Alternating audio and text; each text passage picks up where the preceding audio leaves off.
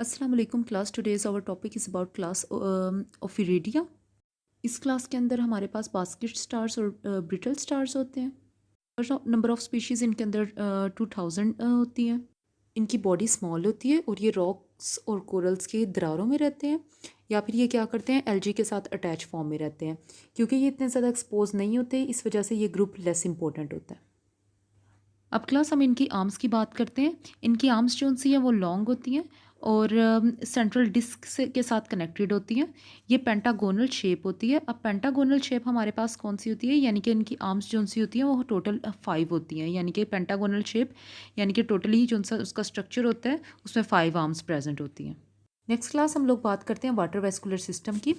वो सिस्टम जिसके ज़रिए वाटर जो है ऑर्गेनिज्म की बॉडी के अंदर और बाहर मूव कर रहा होता है, उसके कंट्रैक्ट और रिलैक्स करने की वजह से उसको हम लोग वाटर वेस्कुलर सिस्टम कहते हैं। अब कंट्रैक्ट और रिलैक्स करता है तो वाटर अंदर और बाहर मूव करता है, जिसकी वजह से ऑर्गेनिज्म के क्या करते हैं, लोकोमोशन यानी कि मूव कर रहा होता है। लेकिन इन ऑर्गेनिज्म के अंदर इन्होंने कहा है कि क्या होता है कि कोई भी लोकोमोशन के लिए ऐसा कोई वाटर वेस्कुलर सिस्टम काम नहीं कर रहा होता, बल्कि इनका जो स्केलेटन होता है वो बहुत एडवांस होता है और वो मूवमेंट के अंदर हेल्प आउट कर रहा होता है और ग्रेस्पिंग के लिए यानी कि फूड को कैप्चर करने के लिए, पकड़ने के लिए। क्लास हमारे पास सेकंड सिस्टम आ जाता है सुपरफिशियल ओसिकल। ये जो सा होता है एबोरल एंड पे होता है। एबोरल एंड हम लोगों ने पहले भी लेक्चर में देखा हुआ है। ये जो भी पिक्चर के अंदर ऊपर वाला एंड बना हुआ है, जिस यहाँ पे माउथ प्रेजेंट होता है, ये ओरल एंड है। अगर हम इसको उल्टा करके देखेंगे तो हमारे पास एबोरल एंड होगा। ये जो सुपरफिशियल ऑसिकल होते हैं, इन्होंने क्या किया होता है, इन्होंने ओरल और साथ में लेटरल सरफेस को, आर्म्स की लेटरल सरफेस को टोटली कवर किया होता है। नेक्स्ट क्लास हमें यहाँ पे नज़र आ रही है पिक्चर के अंदर एम्ब्यूलेक्रल ग्रूव। एम्ब्यूलेक्रल ग्रूव जो सी होती है वो क्लोज होती है और इसने क्या किया होता है, रेडियल नर्व को, रेडियल केनाल को और हेमल स्ट्रैंड को अपने अंदर क्लोज किया होता है। अब क्लास एम्ब्यूलर ऑसिकल जो सा होता है वो सेंट्रल सपोर्टिव एक्सेस से निकल रहा होता है और हर आर्म के अंदर मूव किया होता है। इसके साथ लार्ज मसल प्रेजेंट होते हैं जो क्या करते हैं, जिसकी वजह से आर्म्स, सारी आर्म्स जो सी होती हैं वो स्नेक की तरह की मूवमेंट शो करती हैं। जिसकी वजह से हमारे पास क्या होता है कि ये क्या करती है, एलजी का जो स्टॉल्क होता है, स्टॉल्क कौन सा होता है, वो पार्ट होता है जिसके ज़रिए एलजी जो सा होता है वो सबस्ट्रेट के साथ अटैच हुआ होता है। तो ये आर्म्स क्योंकि स्नेक की तरह मूव कर रही होती हैं, तो इसकी वजह से ये एलजी का जो स्टॉल्क होता है उसके साथ क्रॉल हो जाता है, यानी कि लिपट जाता है, या फिर जो कोरल्स की दरारें होती हैं उनमें हुक की तरह अटैच हो जाता है। जब भी लोकोमोशन के दौरान क्या होता है, सबस्ट्रेट के ऊपर, यानी कि अगर सबस्ट्रेट जो सा है, मैं कहती हूँ कि सी का बॉटम है, तो सबस्ट्रेट के ऊपर इसकी सेंट्रल डिस्क आती है, यानी कि ओरल एंड जो सा है वो सबस्ट्रेट वाली साइड पे होगा और एबोरल एंड जो सा है वो ऊपर वाली साइड के ऊपर होता है। अब क्लास इसकी 5 में से 2 आर्म्स जो सी हैं वो एनिमल को फॉरवर्ड यानी कि आगे की तरफ मूव करवा, और बाकी जो सी 3 आर्म्स होती हैं वो एनिमल को आगे की तरफ ट्रॉल, यानी कि ट्रॉल का मतलब होता है घसीटती हैं। नेक्स्ट क्लास हमारे पास टॉपिक आ जाता है ट्यूब फिट्स का। ट्यूब फिट्स के अंदर सबसे पहले यहाँ पे मैंने सबसे नीचे शो की हुई है एक सक्शन डिस्क और साइड पे शो किया हुआ है एम्प्यूला। ये दोनों जो उनसे हैं इनके अंदर प्रेजेंट नहीं होते इस क्लास के अंदर। मैंने यहाँ पे शो किया हुआ है ताकि पता चल जाए एम्प्यूला और हमारे पास सक्शन डिस्क क्या, कहाँ, कौन सा पार्ट होता है। अब क्लास ट्यूब फिट की बिल्कुल बेस के ऊपर हमारे पास प्रेजेंट होते हैं मसल्स। ये मसल्स जब कंट्रैक्ट करते हैं तो ट्यूब फिट बाहर की तरफ एक्सटेंड हो जाते हैं। अब क्लास ट्यूब फीड का काम क्या होता है कि फूड को ये मूवमेंट करके सेंटर में, यानी कि सेंटर में जो ओरल माउथ है वहाँ तक पहुँचाना। एड्रीपोराइड पार्ट है वो ओरल डिस्क के बिल्कुल ऊपर प्रेजेंट होता है। नेक्स्ट क्लास हमारे पास मेंटेनेंस फंक्शन के अंदर सबसे पहले इंजेक्शन स्टार्ट हो जाता है। अब ये 2 तरह के फीडिंग मेथड होते हैं।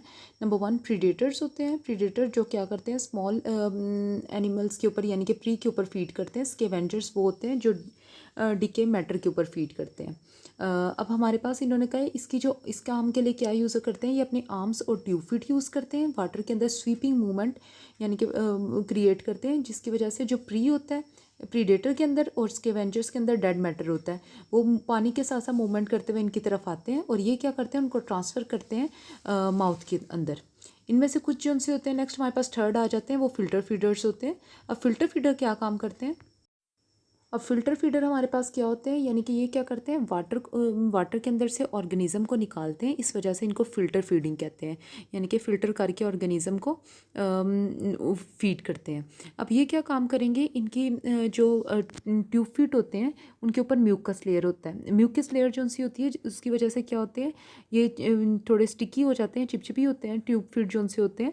अब आर्म्स क्या करती हैं, वाटर के अंदर वेव क्रिएट करते हैं, जिससे जो प्लैंकटन होते हैं वो भी इनकी तरफ मूव करना स्टार्ट कर देते हैं और ट्यूब फीट के साथ आके चिपक जाते हैं। अब ये प्लैंकटन जो से होते हैं ये ट्यूब फीट से आर्म से फाइनली माउथ के अंदर मूव करते हैं। सेकंड हमारे पास आ जाता है डाइजेशन। डाइजेशन के लिए इनके पास सेंट्रल डिस्क के अंदर जो सेंटर पार्ट होता है वो माउथ होता है, उसके अंदर क्या लगी होती है, 5 ट्रायंगुलर जॉज लगी हैं। ये क्लास बिल्कुल सेंटर में अगर देखो तो 5 जॉज हैं हमारे पास। ये चॉस जो है वो च्यूइंग प्रोसेस यानी कि चबाने के लिए काम आती हैं। उसके बाद माउथ जो है वो स्टमक के अंदर ओपन होता है, वो सैक लाइक थैली की तरह होता है। इंटेस्टाइन इनके अंदर एब्सेंट होता है और डाइजेस्टिव सिस्टम जो सा होता है वो आर्म्स के अंदर नहीं, सिर्फ सेंट्रल पार्ट के अंदर प्रेजेंट होता है। बस हमारे पास आ जाता है ट्रांसपोर्टेशन ऑफ फूड। जो सिलोम कैविटी होती है वो इनके अंदर रिड्यूस होती है और वो रिड्यूस कैविटी जो सी है वो सेंट्रल डिस्क के अंदर प्रेजेंट होती है। वो न्यूट्रिएंट, वेस्ट और गैसेस जो सी है वो डिस्ट्रीब्यूट करती है पूरी बॉडी के अंदर। इसके अंदर एक सेल्स होते हैं जिनको हम क्या कहते हैं, सिलोमोसाइट्स कहते हैं। साइट्स ये वर्ड इस वजह से यूज़ हुआ है क्योंकि वो क्या होते हैं, वो सेल्स होते हैं और वो न्यूट्रिएंट डिस्ट्रीब्यूट करने में और वेस्ट रिमूव करने में हेल्प करती है। नेक्स्ट टॉपिक क्लास एक्सक्रीशन शुरू हो जाता है। अब इनके अंदर जो नाइट्रोजीनियस वेस्ट होता है वो अमोनिया होता है, जो कि क्लास ट्यूब फिट्स और बुर्सा के अंदर से डिफ्यूजन के ज़रिए out of the body move करता है। डिफ्यूजन मीन बॉडी के अंदर हाई कंसनट्रेशन होती है, बॉडी के बाहर लोअर कंसनट्रेशन होती है तो वो मूव आउट कर जाता है। बुर्सा मैंने फर्स्ट डायग्राम के अंदर मैंने दिखाया हुआ है, सबसे पहले येलो कलर का स्ट्रक्चर ग्रीन पार्ट के अंदर नज़र आ रहा है, वो हमारे पास बुर्सा है। ये एक हमारे पास मेम्ब्रेनस सैक यानी कि थैलियों की तरह बना होता है। अब इसके नीचे डेफिनेशन लिखी हुई है। अब क्लास ये जो थैलीनुमा बुर्सा होता है ये थोड़ा सा अंदर की तरफ इन्वेजिनेट करता है, यानी कि अंदर की तरफ धंसता है ताकि ओरल सरफेस बना सके सेंट्रल डिस्क की। अब इन्होंने कहा है कि बिल्कुल हमारे पास बुर्सा के साथ सेकंड डायग्राम में मैंने बताया हुआ है कि बुर्सल स्लिट्स प्रेजेंट होते हैं। ये जो बुर्सल स्लिट्स प्रेजेंट है ये क्या करवाते हैं, ये आर्म के ऊपर सीलिया छोटे छोटे प्रेजेंट होते हैं, ये उन सीलिया को मूव करवाते हैं ताकि बुर्सा के अंदर और बाहर वाटर जो है वो सर्कुलेट कर सके और नाइट्रोजीनियस वेस्ट जो है उस वाटर के साथ out of the body move कर जाए। नेक्स्ट टॉपिक क्लास हमारे पास स्टार्ट हो जाता है रीजनरेशन एंड एसेक्सुअल रिप्रोडक्शन। अब क्लास रीजनरेट में इन्होंने कहा है कि ये क्या करते हैं, अगर इनकी कोई आर्म वगैरह कट ऑफ हो जाती है 5 में से कोई भी आर्म, तो क्या होता है ये उसको दोबारा रीजनरेट करते हैं, यानी कि दोबारा जो उनसे है वो ठीक हो जाती है। अब ब्रिटिश स्टार के बारे में इन्होंने बताया हुआ, अगर इनकी आर्म कहीं पे भी ग्रैस्प यानी कि फंस जाती है तो ये क्या करते हैं, अपनी आर्म के उस मसल को कॉन्ट्रैक्ट करते हैं, जिससे इनकी आर्म जो सी है वो बॉडी से सेपरेट हो जाती है। इस रीज़न की वजह से इनका नाम इनको ब्रिटिश स्टार कहते हैं। ब्रिटर का मतलब होता है शीशे की तरह जो सा है वो टूट जाने वाला। और क्लास इस प्रोसेस को हम लोग ऑटोमी मींस सेल्फ कटिंग बोलते हैं। कुछ स्पीशीज़ इनके अंदर ऐसी होती हैं जिनके सेंट्रल डिस्क के ऊपर पहले से एक लाइन ड्रॉ हुई होती है, उसको हम लोग कहते हैं फिशन लाइन। फिशन लाइन इस वजह से हुई होती है कि ताकि जब भी इन्होंने अपनी आर्म कट ऑफ करनी हो तो अपनी फिशन लाइन से करें। नेक्स्ट क्लास टॉपिक हमारे पास आ जाता है सेक्सुअल रिप्रोडक्शन। अब क्लास ये वाले ऑर्गेनिज्म डाइशियस होते हैं, यानी कि मेल और फीमेल जो से होते हैं वो अलग अलग ऑर्गेनिज्म के अंदर हैं। मेल जो से होते हैं वो फीमेल से छोटे होते हैं, फीमेल जो सी होती है वो मेल को कैरी करती हैं। और जो गोनेड्स होते हैं ये उनके बुर्सा, मैंने स्ट्रक्चर पहले ही दिखाया हुआ है, ये बुर्सा के अंदर प्रेजेंट होते हैं, यानी कि मेल गमेट्स भी बुर्सा के अंदर उसके और फीमेल गमेट्स भी बुर्सा के अंदर। जो गमेट्स होते हैं वो बुर्सा से रिलीज़ करते हैं, या तो एग जो सा होता है वो female out of the body shed कर देती है या फिर क्या करती है उसको अपने बुर्सा के अंदर ही रखती है। नेक्स्ट हमारे पास आ जाती है डेवलपमेंट। जब फर्टिलाइजेशन हो जाती है तो क्या होता है, अर्ली डेवलपमेंट स्टार्ट हो जाती है, या वो बुर्सा के अंदर ही अर्ली डेवलपमेंट होगी, या फिर क्या करते हैं अगर एम्ब्रियो जो है वो बुर्सा से बाहर आ गया तो फिर क्या होता है, पेरेंट्स उसको नरिशमेंट प्रोवाइड करते हैं।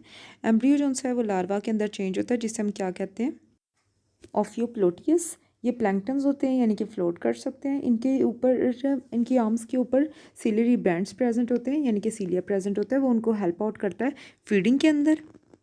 अब लार्वा के अंदर मेटामॉर्फोसिस होगी। मेटामॉर्फोसिस के बाद क्या होता है, वो एडल्ट के अंदर कन्वर्ट हो जाएगा और फिर सबस्ट्रेट के अंदर भी जिंक हो सकता है।